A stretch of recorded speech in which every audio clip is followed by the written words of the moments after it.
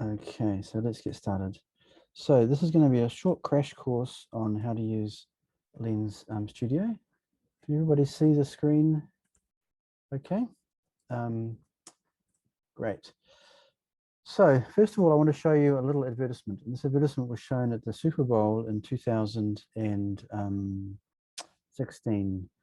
And actually, let me just make sure I'm sharing with my audio turned on, because it's not going to have much effect if the audio. Oh, it is shared. Okay, that's great. Great. So, so this is Super Bowl 2016. And there's your beautiful baby. Any day now. Really?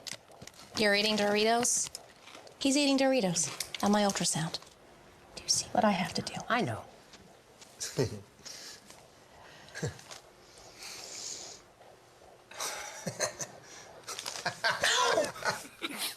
me that.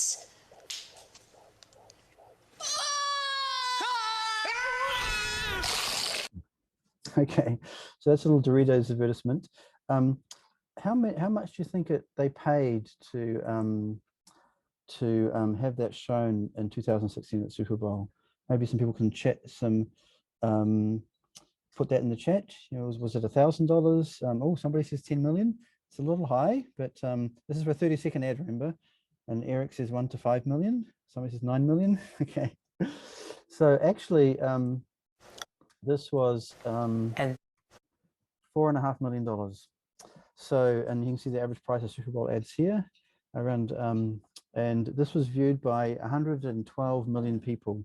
So it's a lot of money for a 30-second ad. Of course, this doesn't cover the cost of actually making the ad as well. So you spend $4.5 million to show it one time, and then you have to pay the $1 million, whatever it costs to make it.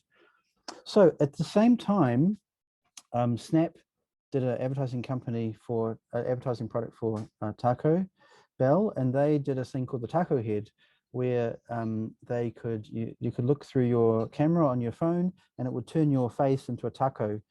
And their business model at the time was to charge for that. So come to pay Snap some money, and they would make a custom lens for them on their app. So this is that Taco Head here. I'm a taco head. I'm a taco head. I love tacos. I'm a taco. Me love taco. Tacos and burritos. Okay, so that they paid between 500,000 and 750,000 to have that done. And this was viewed, though, by 224 million people on the first day and millions after that. So Taco Bell were really happy to pay this because it was almost 1/10 the cost of the $4.5 million that Doritos paid for their advertisement. And they got twice as many people viewing the advertisement as Doritos did. So that was the business model at the time from Snapchat. And so Snap is a company, I think most of you probably know Snapchat. It was founded in 2011. It's a picture-based social media application, very, very popular, nearly 300 million daily users. Last year, they were sharing 4 billion pictures a day. 80% of teenagers in the US use Snapchat, and it had $2.5 billion of revenue. So a super successful social media company. And so in 2015, they bought a Ukrainian company called Luxury. The Ukrainian company was using computer vision to create virtual face masks. And so this enabled them to add AI content to live camera views. So you can see on the left-hand side, the Pikachu kind of face masks. In 2017, they introduced world lenses, which means now you could have AI content that appears fixed in space in the world. So let me show you a couple of videos of this working.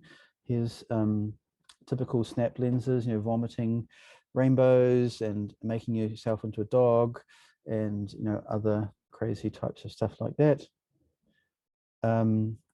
And this is the world lens. So the world lens lets you put AI content in the real world and use computer vision and inertial tracking to fix the content in space. So you can plant flowers and so forth. So their business model changed a couple of years ago. And so previously, like I said, you'd pay $500,000 and they would build you a taco head. But a couple of years ago, they released their own authoring studio and let people build them themselves. So what we're going to do today is I'm going to quickly take you through building your own version of the taco head. and it won't cost you $500,000. It'll just cost you a bit of time. And you'll see we're using Snapdragon Studio. It's very, very easy to do. So, so first of all, you need to go and download Snapdragon Studio. Also Snapchat on your phone, otherwise you can't view the AI content. You'll need to create an account on the website as well. Hopefully most of you have done that. If you haven't done that, you can do it after the class, and it's no big deal. This is Snapdragon Studio. So let me just flip over. I'm going to flip back and forward between showing you slides and showing you stuff on Lens Studio. So let me just escape from there, and I'll just move my okay. And somebody says, I can't find the link to New Zealand mobile users. If you just go to the Android store, you should have to type in Snapchat. You should be able to find it, hopefully. So that's, so let me just open Lens Studio, and I'll actually go back to the home. Yeah. Wow, somebody else has a friend who's got 97 million users. That's amazing. I wish I had friends as popular as that. So this is the Lens Studio. Can everybody see that okay? Or am I still showing my slides? Does that look okay? Can you see the Lens Studio interface? Yep, that's great. Thanks, Robert. So this is what you see when you open it up. And just a couple of things. You'll see a bunch of things here called templates. At the top here is a bunch of little promos going through. On the side here is your projects you've got, and that's basically it. So let me just create a new project. So when I open the new project up, and those of you following along at home, you should try and follow along. And for some reason, it looks like it's really weird. Okay, so there's the new project. So you can see there's a number of different things happening on the screen here. First of all, on the right-hand side is a live feed from my camera. So if you have a laptop with a camera on it, then you'll see yourself probably, which is great. The left-hand side is two little boxes here. This one here is called objects, and this box is basically the list of objects that are in your scene. The bottom left-hand side is called resources, and this is a list of resources that are available to you. Resources can include pictures or 3D models or sounds or whatever else. The empty space here is called the scene. And if I click on the tab here, you'll see this is now gone to this kind of 3D view. And right now we don't really have much in the scene. We have in the list of objects, we've got a camera and we've got two lights. So that's pretty much the blue guy is the camera, the yellow guys are the lights. And then the other box is this thing called inspector. And the inspector shows you the properties of the objects that you are using. So for example, if I click on the camera here, then you'll see this stuff appears, and in particular, a transform appears, and the transform tells me the position and the rotation scale of the camera. So that's all good. So let's just flip back. And for those of you who are familiar with Unity or other tools or want to learn Unity, this is a very similar setup to what's in Unity, with having an object list, a resource list, a main scene, inspector windows, and the like. So let's flip back now. And so as I said, we're going to make a taco head. We're going to try and do it in just a few minutes. And we'll see how we go. We might add some complicated behaviors as well. So the basic idea is to add a taco to the resources. Then we're going to add a face image into the scene. The face image means that Snap will start tracking your face. Then you can set the face image texture to a taco. Then you can make the taco bigger. And then you've got to cut holes in the taco to create a hole for your mouth and for your eyes. And then you're pretty much done. After that, we're going to publish the lens, and we're done. Hopefully we'll get we'll get 97 million views like Casey's friend, but we'll see how we go with that. Okay, so let's get started. So one of the first things we need is a taco. And so I found, well, I'm going to help you out because I'm going to share a taco with you so I can find it. Okay, there we go.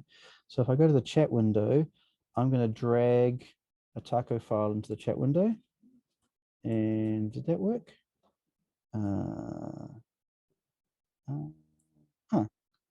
It's not working for some reason. Let's see. That's weird. Should work. unfortunately. Well, we'll give up on that, and I'll show you how to find your own taco. So first of all, let me, on my screen here, you can see my folder, I guess, and I can go back to lens, lens here, and then I'm just going to take this taco picture called transparent taco, and I'm going to drag it over to the resource file here. So, and you'll see it appears there.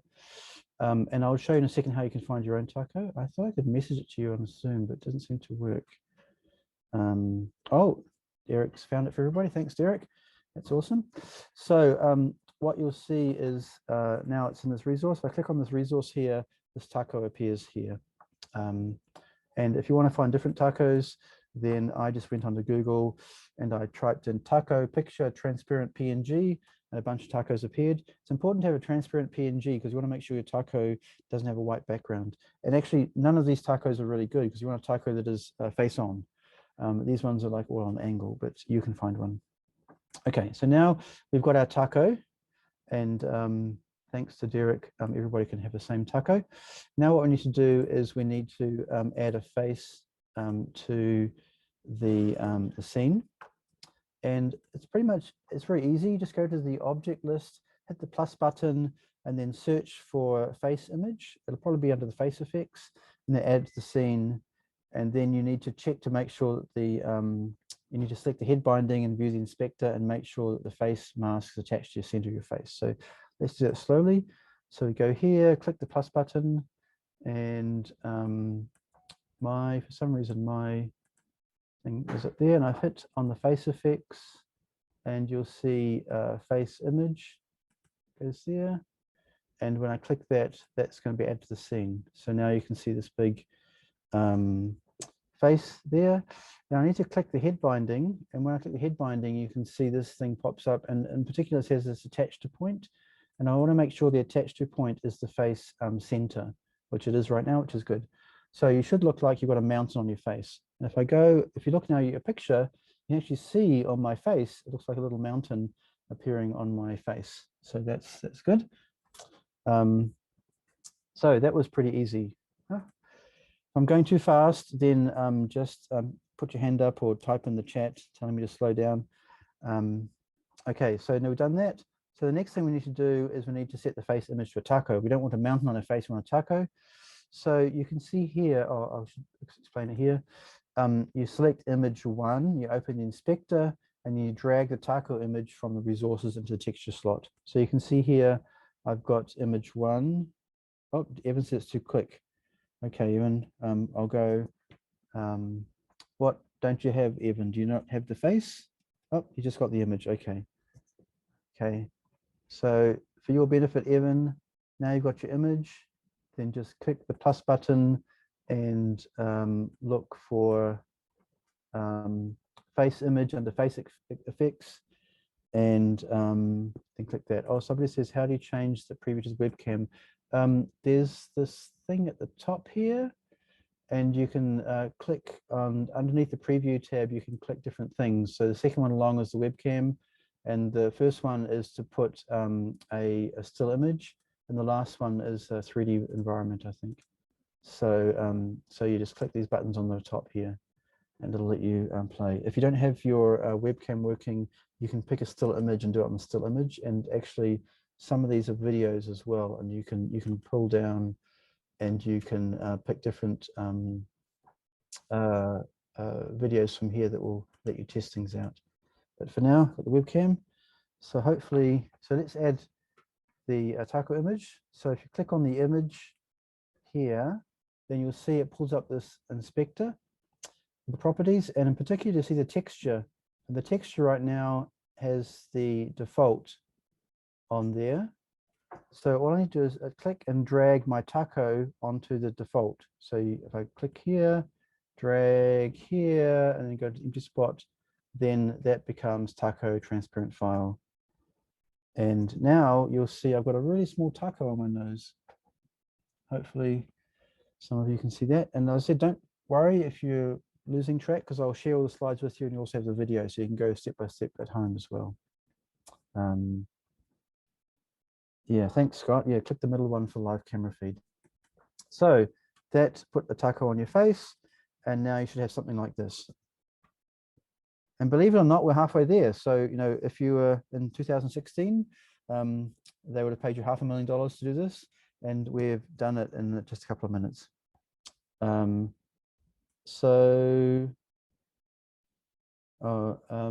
next thing is we might need to resize the taco. So as you can see, the taco on my face is really, really small. So if I click on the image here, then the top is this little thing called transform. In my case, it's collapsed. So I click on the arrow, it goes, it expands out.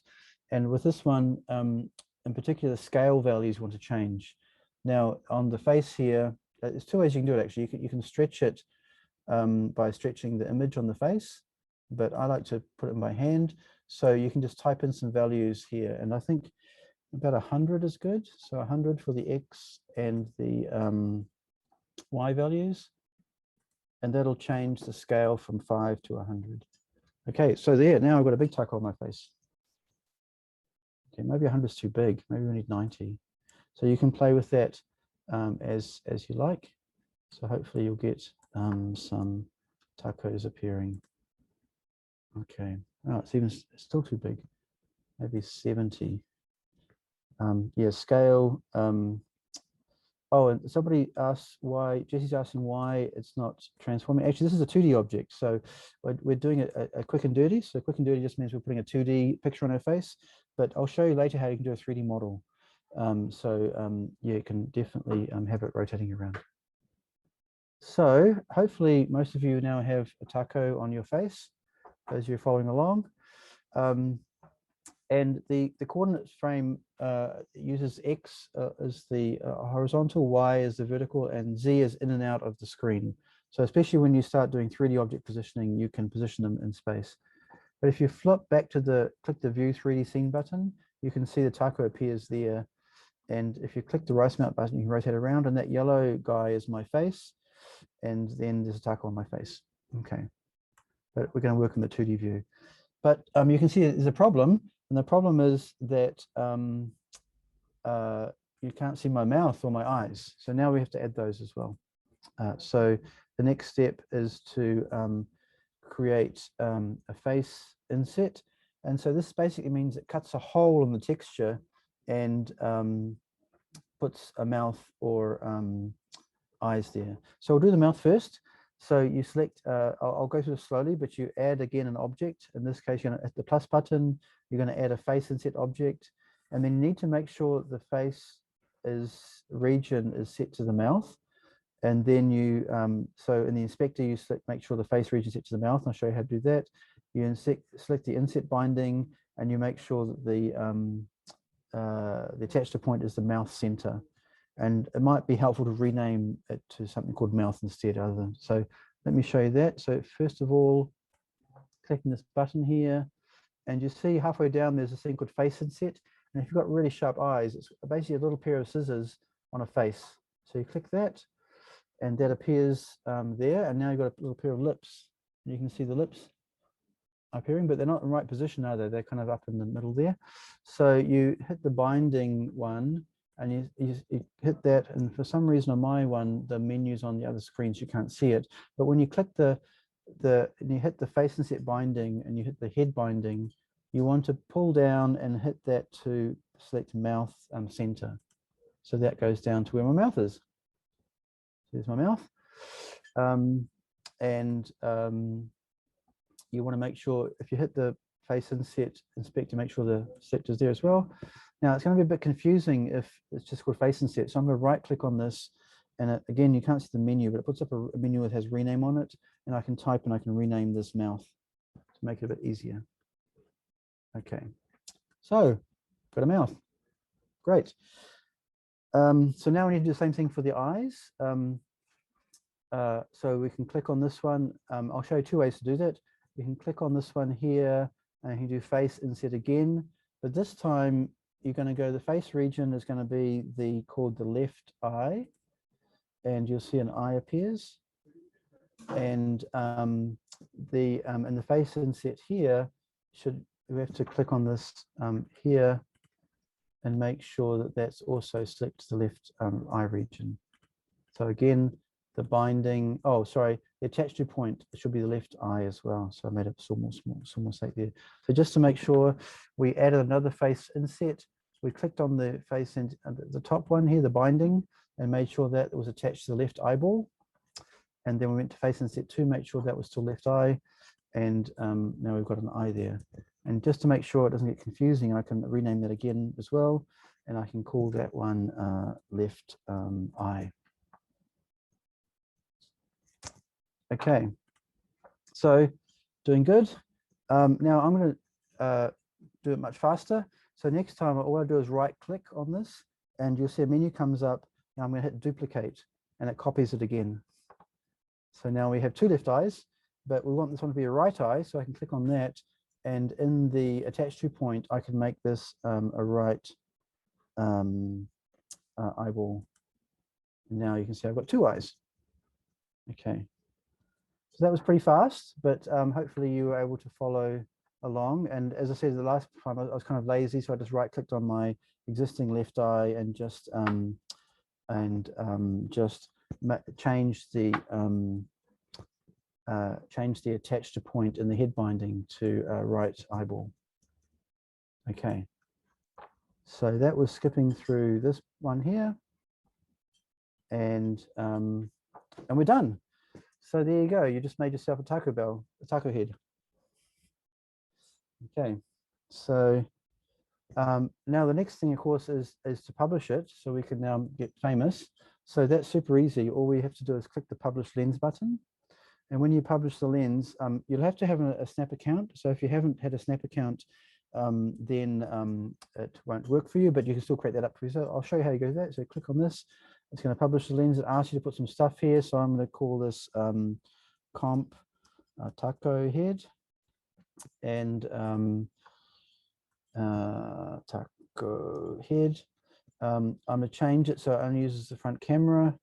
There's a plus icon here. I'm not going to, well, I guess I could select that. I click on this, it asks for an image.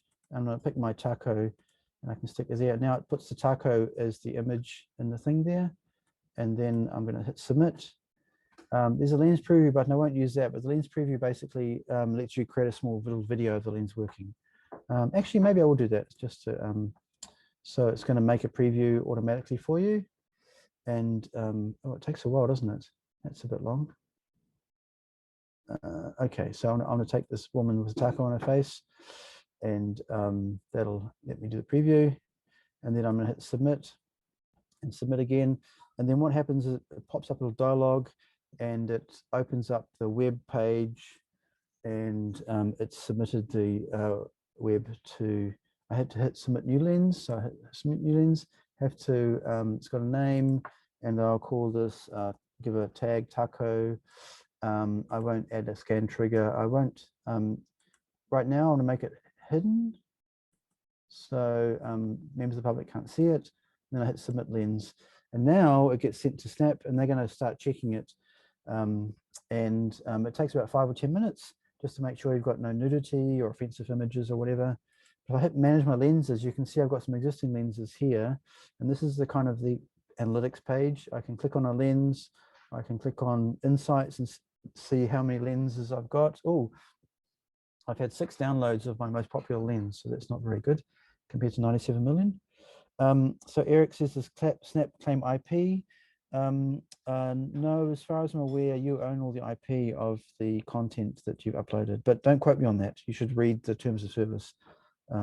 Yeah, so that's uploading the lenses. And if you want to try it for yourself, you can, if you've got Snap on your phone, you can download, you can point your Snap app at the at this Snap code, and you'll be able to try and see that on your own phone running.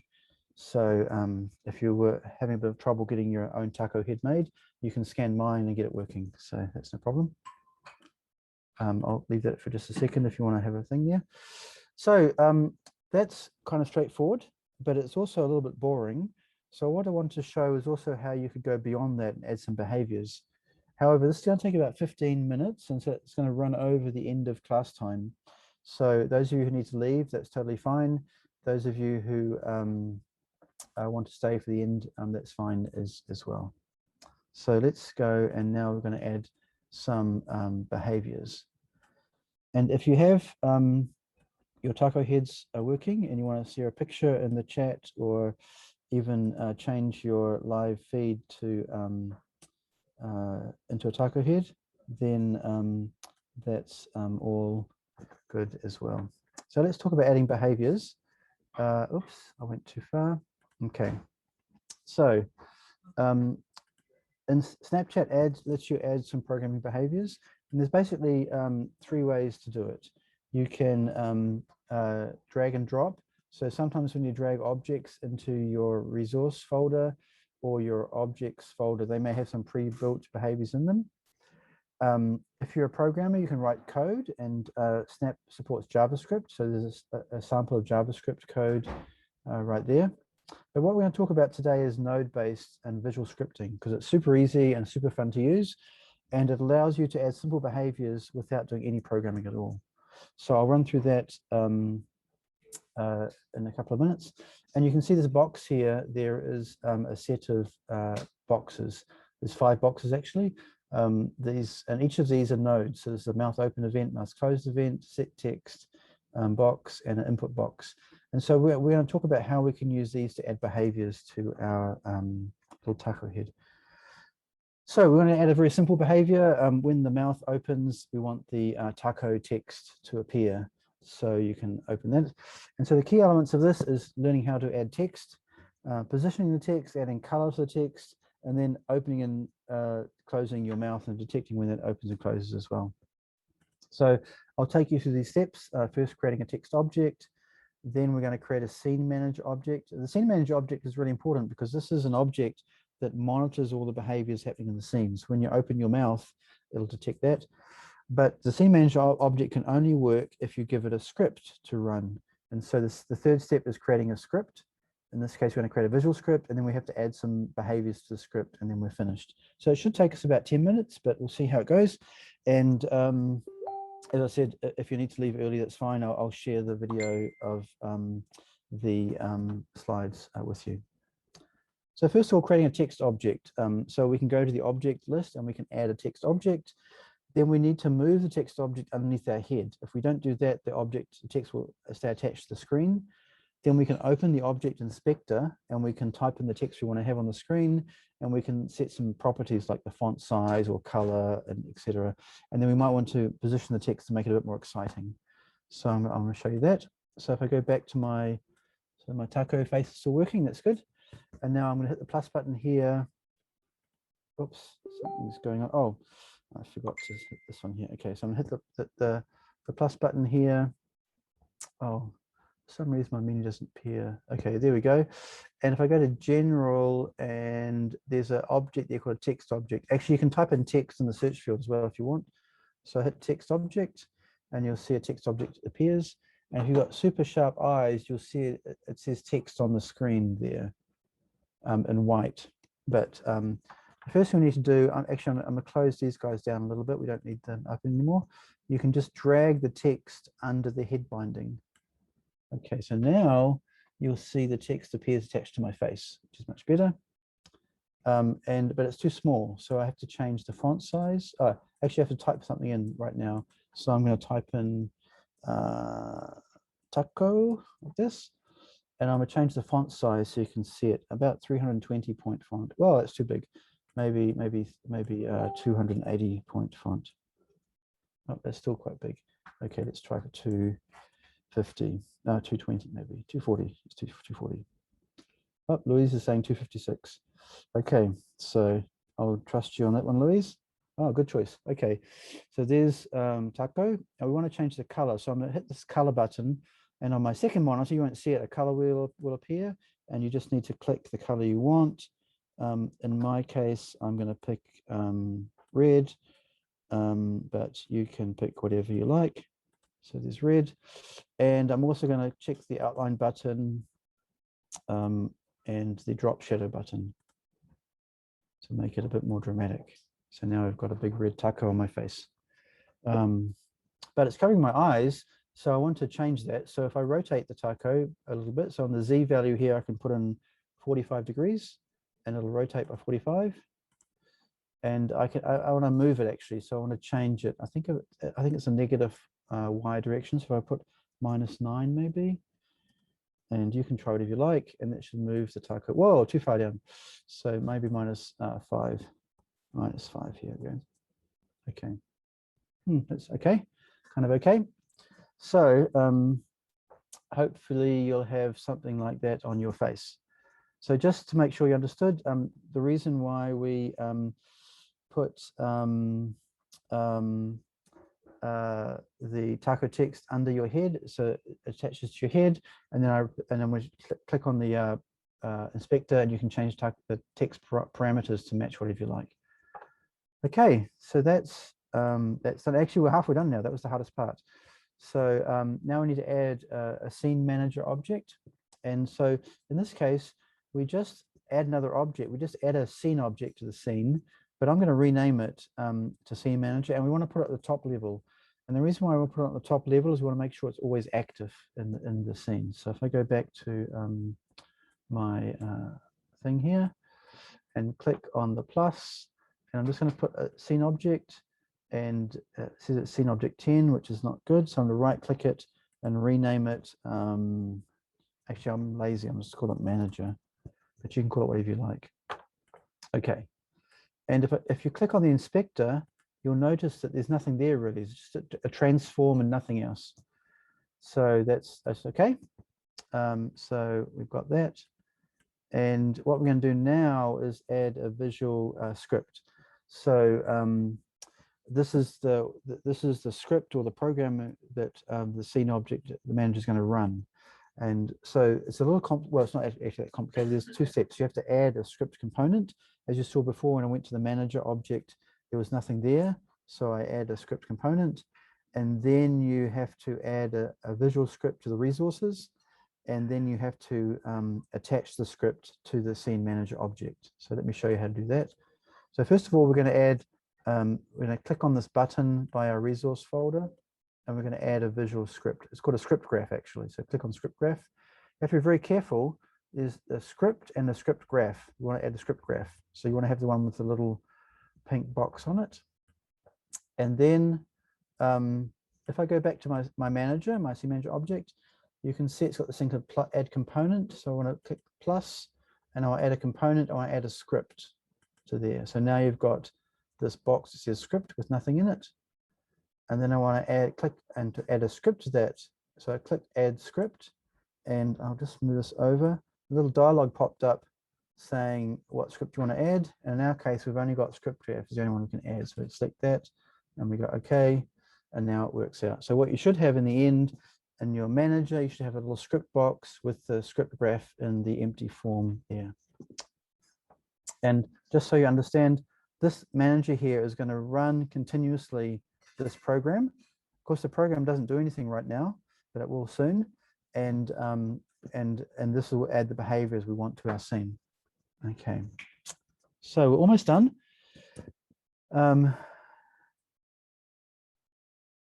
Okay, so now what we need to do is create our program, and we're going to create the visual script. And so the basic workflow is you open up the visual script editor, and then you load up all the nodes you want to use, and then you wire the nodes together, and you might need to change some parameters and test the logic, and you're pretty much done there. So the first thing to do is to, the way you open up the nodes is to right click in the script graph editor. I'll show you. And what we're going to do now, we're only going to use 4 nodes, the one called mouth open event. This detects when your mouth is open. The mouth close event, which detects when your mouth is closed. Oh, it should be detect, not delect. That's a bit of a bad mistake there. The text input that sets the input screen, and the set text that sets the text string. The other important thing, and I'll show you in a minute, is you have to delete the original text you put in place, because otherwise it's always going to show on your face. So let me show you that step by step. So first of all, we're going to double click on script graph, and you can see here it opens up and you've got two orange boxes. One says on awake, one says update event. And we don't need these. The on awake box is used to run events when the program first starts, and the update event is used to respond to update events in your program. So we can left click and highlight those, and we hit the delete, and those go away. Okay, so now we've got an empty script graph. Now what we're going to do is add the nodes. So if I right click with my mouse, it'll pop up. Well, actually, I think what I can do is I can click on here too. Yeah. Then I can pop up the dialog, and if I type in mouth, it'll pop up all the mouth ones. There's one mouth closed event. So I'll put that there, and do it again for the mouth open. So I put mouth and scroll down a little bit, you'll find the mouth open. And then we also need, I think it was set text. So I've got this one here. Actually, we need two of those, so I can right click on that and I can go duplicate, and it'll copy that to make two of them. And the last box we need is one called text input. So I'll click on here, and if I type in text input, then you'll see it appearing there. It's the box here. Okay, so that was a little bit fast, but hopefully you can see those 5 boxes. So we've got, and you'll see different colors. So the orange boxes are used to respond to events. The gray boxes are used to set variables or set text in this case, and the purple box is used for input.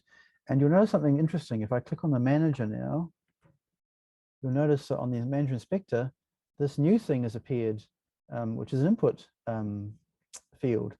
So every time you add a purple box to a script that's in the manager, it's going to put another input field here as well.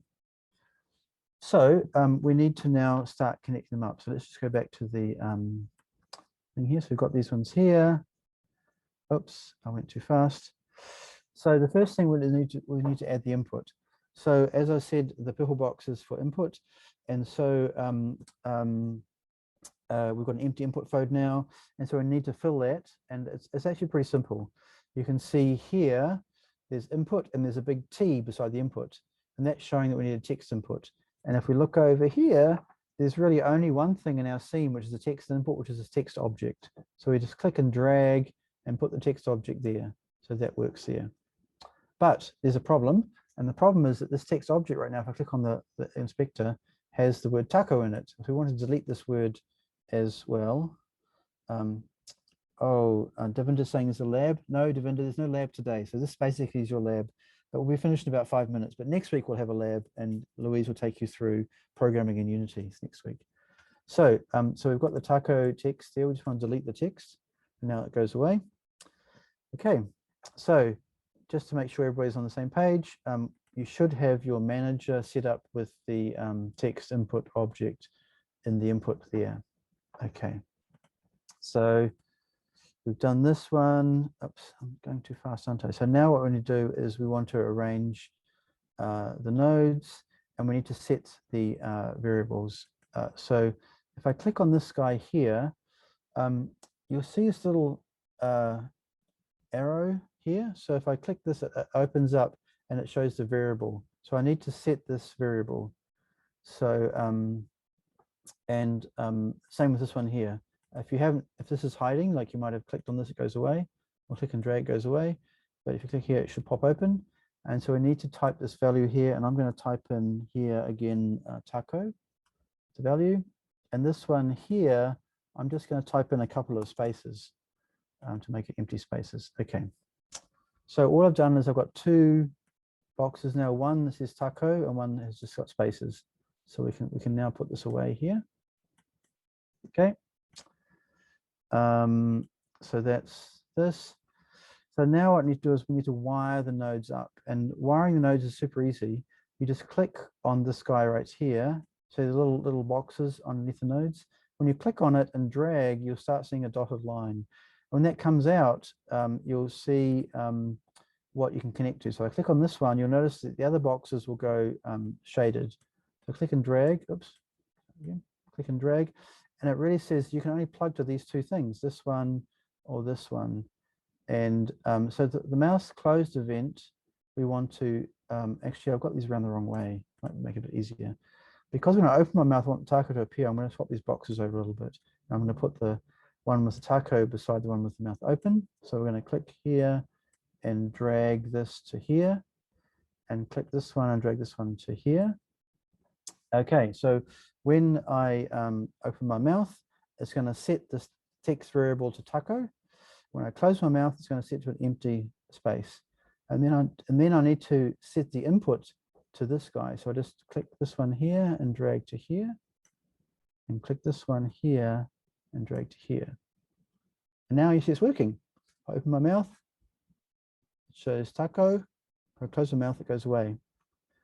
So hopefully that made sense to you. This is basically like a little electric circuit. When the mouth open events happens, it sends a signal out and it activates this box here. When this box is activated, it sends a signal out and it sends this string or this text into the text field and sends that into the scene. So now it sets this text object to show that text. When the mouth is closed, it sends a signal out and vice versa, and goes back to here. Okay, so we're pretty much done. That's the wide up thing there. And if you want to try it for yourself, you can go there. I've got some more to talk about as far as Lens Studio goes, but we'll talk about that next week. But I did want to give you just a couple more extra slides to finish up, and those next steps.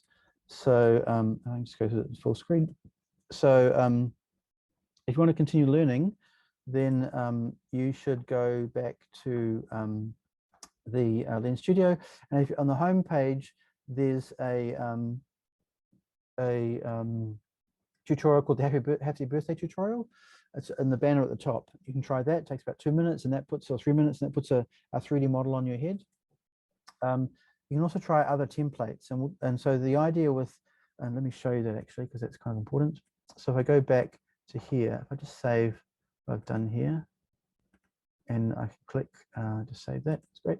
So I go back to the home here. Then you'll see at the top here, if I scroll through these, one of them is called Make a Lens in Minutes. This is the one you should try. It's your Happy Birthday lens. You click Get Started, and it'll put your 3D object on your head. But below you can see all of these templates here. And in fact, if you click on the Templates tab, you can see a whole bunch of templates. And these are all starter projects.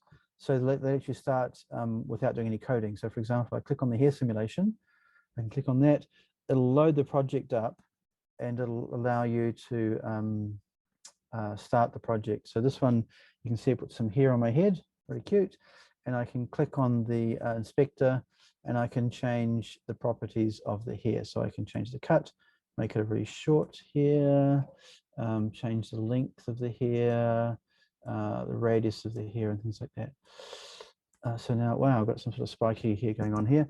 But so going back to the home, you can see you've got all these templates. One of the best things you can do with Lens Studio is find a template that has some behaviors you like, and then copy paste those into your own project. So you should definitely try out that if you want to.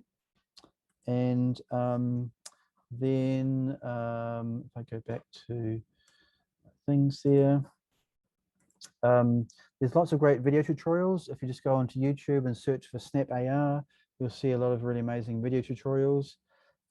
Each template basically has its own tutorial. It's about 3 or 4 minutes. In particular, you should go through the Lens visual scripting tutorials. There's about 4 of them, about 15 minutes of tutorials. And there's also a visual scripting template, and we'll talk more about this next week, but this template has dozens of scripts and already built for you. So for example, if you want to learn how to, in fact, I can show you it now. So just so you get a head start. If I go back here to templates and pick the visual scripting template and load this up, then you'll see lots and lots of scripts here, and it's super easy just to copy the script you want and put it into your own project. And we'll show you how to do that next week. But this is a little demo here. If I tap on this little duck, it clicks here. But they've got, and this is quite a bit more complicated visual flow. You can see the flow diagram here. But in the resources, there's lots of different scripts. So for example, here's a timer. And if I just turn on here, the example, I can turn off this one, I can turn on the timer example. You'll see a timer running on the screen. Or tap to cycle textures. So now I can tap on the screen and different textures will show up here. So if you want to include any of these behaviors, you can just copy paste this into your own project. And we'll talk a bit more about that next week as well. And almost the last thing is